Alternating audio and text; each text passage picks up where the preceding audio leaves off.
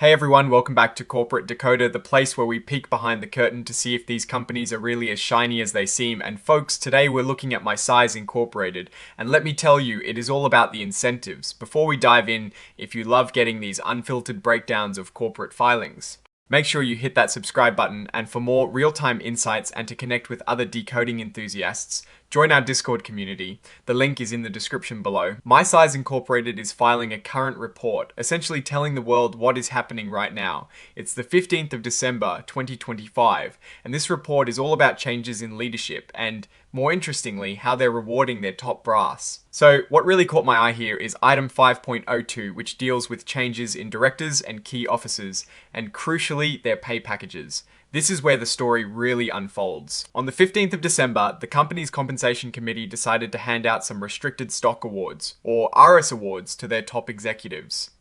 These awards are part of their 2017 equity incentive plan, which is basically a way to give employees stock, usually to keep them motivated and loyal. Now, these awards aren't just handed out like candy, they're split into two types. Some are performance-based, meaning the executives only get them if the company hits certain profit and business goals.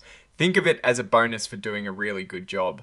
The others are time-based, which means they'll become fully theirs over time, in this case, over 3 years, as long as they stick around with the company. It's a way to ensure loyalty and provide a steady reward for staying the course. And here is where it gets interesting. Let's look at who got what. The company has laid out a table showing the awards for their executive officers. Let's start with Ronan Luzon.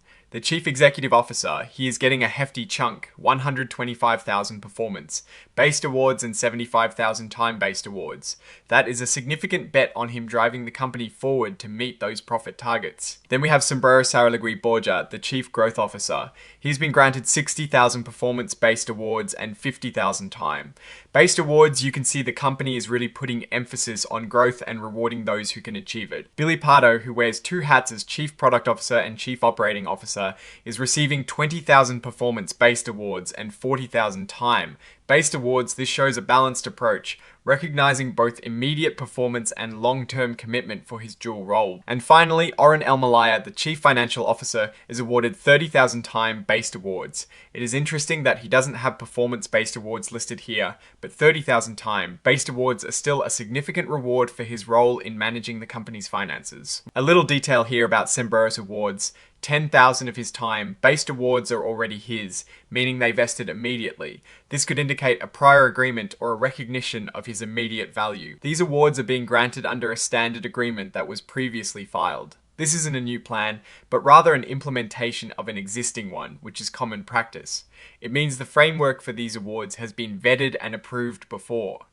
Now, looking at this from a broader perspective, MySize Incorporated seems to be heavily focused on motivating its executive team. The emphasis on performance-based awards, especially for the CEO and Chief Growth Officer, signals a clear strategy. They're tying executive compensation directly to the company's bottom line and its growth trajectory. This is a good sign for investors who want to see their leaders financially invested in the company's success. However, it also means that if the company doesn't hit those profit and business targets, these executives won't see the full reward.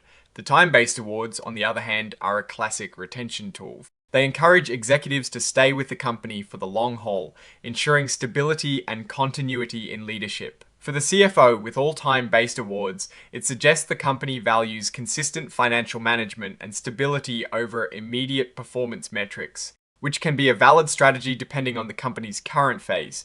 One thing to keep in mind is that these are grants, not guaranteed payouts. The actual value these executives receive will depend on the company's future performance and the stock price. If MySize Incorporated thrives, these awards could be very lucrative. If not, they could be worth significantly less. This is the fundamental risk and reward built into executive stock compensation. So, what is the verdict on MySize Incorporated based on this filing?